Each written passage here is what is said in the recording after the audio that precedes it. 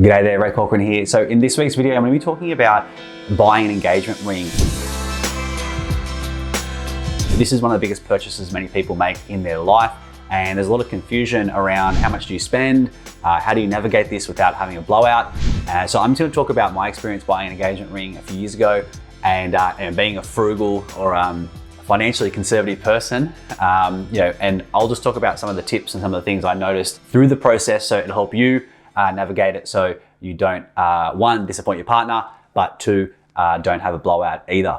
And if you like videos on personal finance, please consider subscribing. I do weekly videos on making money, saving money, and investing money, so definitely do that. So in terms of buying an engagement ring, I won't give you the long, boring story of when I bought mine, but basically the short version is spent a lot of time doing research and then went to a number of jewelers in the city in Sydney, and it was very, very weird and kind of disappointing experience with most of them. So I think I went to about 8 different jewelers. 6 of them were terrible, 1 was okay, and 1 was amazing, and that was the one that I sort of went with. But it's very, very confusing because you don't really know what you're doing, and it's quite a big purchase financially, and a lot of the jewelers are quite salesy, and not all are like that. There's some great ones out there, but a lot of them are, I found very pushy and always trying to make you spend more and more and more. And generally it was just like a terrible sales experience. So in this video, I'm just gonna be showing, some of my thoughts around how to do this successfully, because it can be a very, very delicate situation. So in terms of the big one, how much do you actually spend? That's gonna be a personal thing for you. But if you're curious, in Australia, I think there was a study done in 2017, and their average spend was around $6,000 or $6,500. Now, that seemed kind of low to me. I feel like people spend a bit more than that these days, especially with social media and all the pressure that comes with it. In terms of how much to spend, it really comes down to, I guess, how much you earn and your expectations of your partner.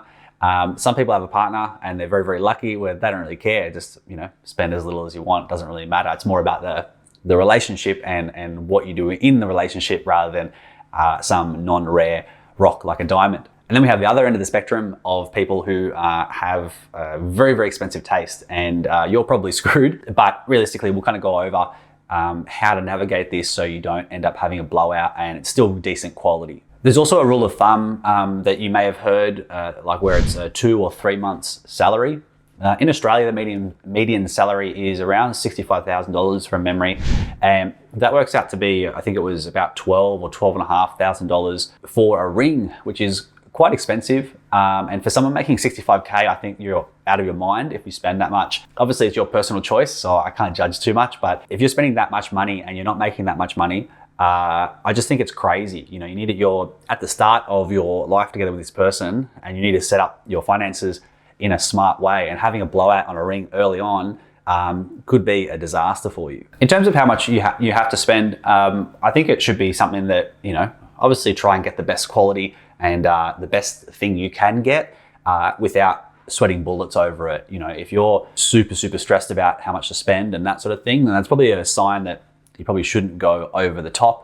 And your partner probably already knows how much you make anyway, so it should be relative to that, of course. So tip number 1 is when you go to the jeweler or when you look online to buy a diamond, they show you huge images of the diamond, and the problem with that is it shows a thing that is probably that big, and it's showing it like this big. What happens with that is obviously they want to show the product and make sure you can see it, in high detail.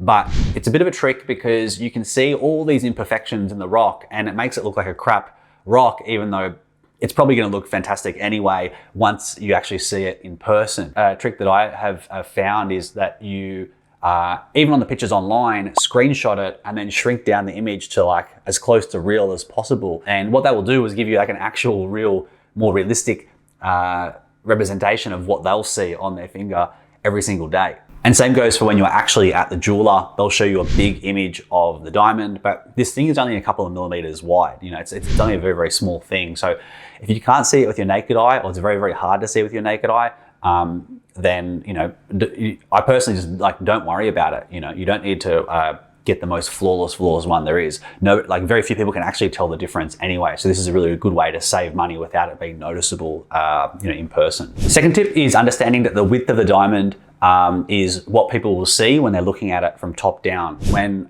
people propose, the partner will probably do the classic cliche Instagram post and they'll do the top-down photo, and hopefully they've got their nails done. But basically, they'll have that top-down photo of the diamond. And one thing you want to make sure is ideally you get the widest diamond that you can afford for your budget, because that will make the rock look bigger and more impressive to their friends. And let's be honest, that's deep down what they all want, and they want the most likes, and they want all their friends to be jealous, or all their friends to be super impressed with the rock that they got, because they use that as a proxy for how much people love them, which is totally incorrect, but that's the way the world works. If you buy a diamond on weight, or however they calculate it, you don't want the diamond to be super wide and then super shallow as well. Because if it's super wide and super shallow, the light refraction within there is not going to be as good. So you won't get as sparkly, you won't get that really, really nice sparkle that looks really, really good. So it's a bit of a balancing act, but try and go for the biggest width you can. Maybe some people might disagree with that, but obviously the goal is to get the biggest, most impressive, most sparkliest rock we could possibly get for our budget typically. But make sure you look at the width, because some of them are maybe a bit more narrow and a bit longer.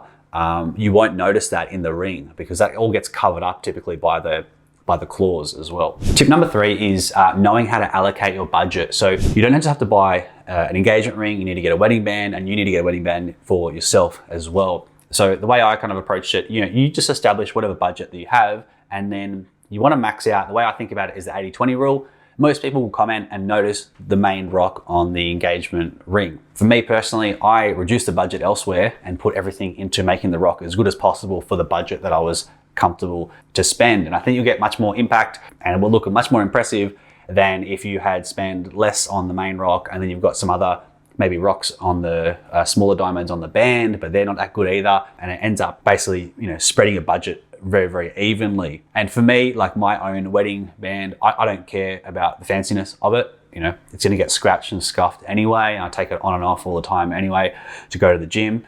And all that sort of stuff. For me, I reduced actually how much I was going to spend on my ring, and we also made a decision to not, in my opinion, waste money on putting lots of little tiny diamonds anyway on the band itself, and I allocated all the budget into the main, or the majority of it into the main rock. Now, this does depend on what your partner wants. If you're looking to sort of get the best bang for your buck, that's personally what we did, and my wife loves it, and it looked amazing. It looked really, really good. And some people do believe, and I believe this as well, is that having lots of little diamonds around the band anyway kind of distracts and takes away from the main rock anyway. So I would rather have a knife edge band, and so it's a very slim line and discreet, but still strong enough, and then have the rock be the main hero of the ring. So this might be getting a bit too hectic into it, but this is literally what I think about, and this is literally how I approached it after discussing with the jeweler about how all this stuff works. And it might be something that you think about as well. Tip number 4 is know what you want before you get there, if possible. I did a lot of research online in terms of some of the big websites like Blue Nile, and I think James Allen was another one. And I was just looking at whatever they had on there, and I kind of got a rough idea of the rough carat size. It had to be at least this size, the kind of band that I wanted, the kind of cut of the diamond. I wanted a round diamond. I think it was princess cut, I forget. But basically I wrote down like in bullet points on like a little piece of paper like this before I took it to the jeweler. I knew mostly what the kind of product that I wanted.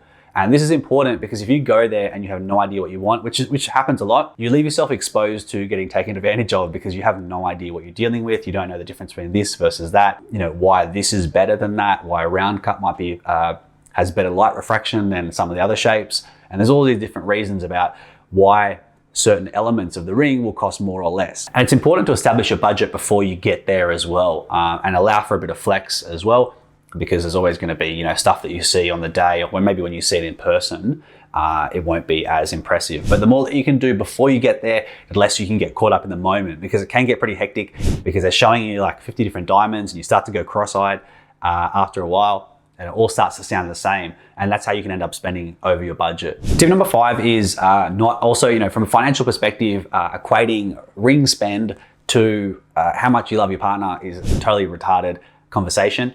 I think a lot of people, there's heaps of people that are terrible partners that spend, lots of money on a ring and it all fizzles out. And, this is just one part, and it needs to be a sensible thing. You're going to be spending your whole life with this person, and, on one hand, you don't want to underdo it because they will be disappointed and they'll be bitter at you forever. On the other hand, if you spent heaps, in the long term, it probably smooths out. For me personally, I spent, I can't say exactly how much I spent, but I kind of spent a decent amount.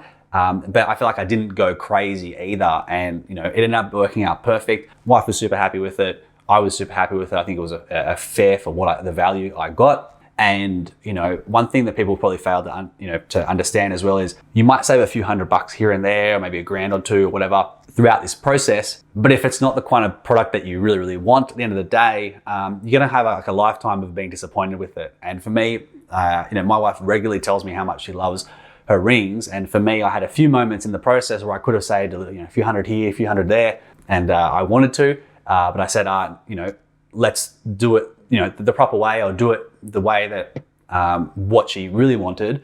And, you know, in hindsight, that was the best decision to do it the proper way. It wasn't worth saving a few $100 or a couple grand in the scheme of things, especially if you're going to be with someone for, you know, the long term. So just something to think about. These decisions aren't always purely financial, and there's always more to it than just getting the cheapest price.